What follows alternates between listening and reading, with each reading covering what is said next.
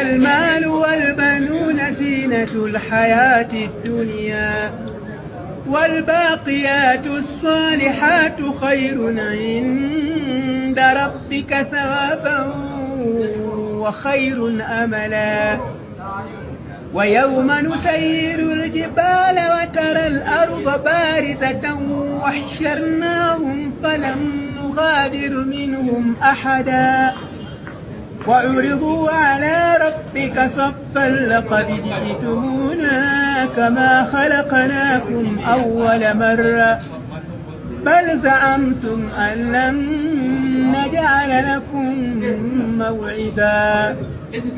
ووضع الكتاب فترى المجرمين مشفقين مما فيه ويقولون يا ويلتنا ما لهذا الكتاب لا يغادر صغيرة ولا كبيرة إلا أحصاها ووجدوا ما عملوا حاضرا ولا يظلم ربك أحدا.